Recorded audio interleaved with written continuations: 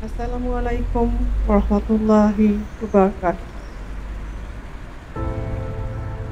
Syukur saya kehadrat Allah Subhanahu wa Ta'ala kerana dengan limpah kurnia dan izinnya, sekali lagi kita dapat berkumpul dalam suasana yang penuh gembira dan bermakna ini bagi meraihkan kejayaan para graduan Universiti Teknologi Malaysia sempena Majlis Convocation ke-69 ini.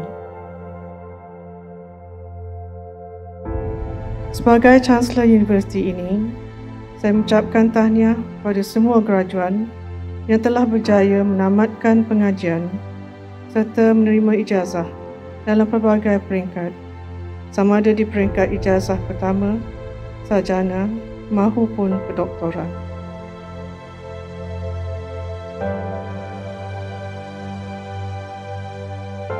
Dalam era teknologi dan kecerdasan buatan yang semakin maju, kita perlu memastikan bahawa kemajuan ilmu juga seiring dengan kemajuan adab.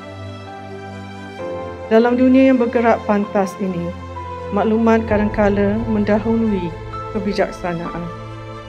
Sebagaimana kata-kata Profesor Diraja Terpuji, Profesor Syed Muhammad Nakib Al-Atas, adab bukan sekadar etika dan tata cara, malah adalah juga disiplin jasad, akal dan roh. Generasi yang sedang dibentuk, sama ada di peringkat tadika, sekolah rendah, sekolah menengah mahupun di universiti, bukan sahaja perlu diasuh dengan ilmu dan kemahiran, tapi mesti juga disemai dengan adab yang mulia. Kami yang sudah berumur yang memikul tanggungjawab membentuk generasi ini.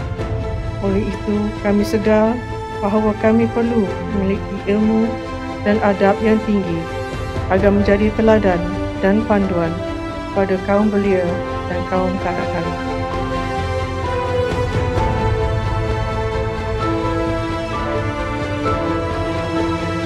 Adab tidak lahir daripada peraturan semata-mata, tetapi melalui contoh teladan, kasih sayang dan rasa hormat antara manusia. Saya berharap agar beberapa kejadian yang menggemparkan negara sejak kebelakangan ini dijadikan pengajaran. Semua pihak perlu berganding bahu bagi memastikan perkara yang sama tidak berulang pada masa hadapan.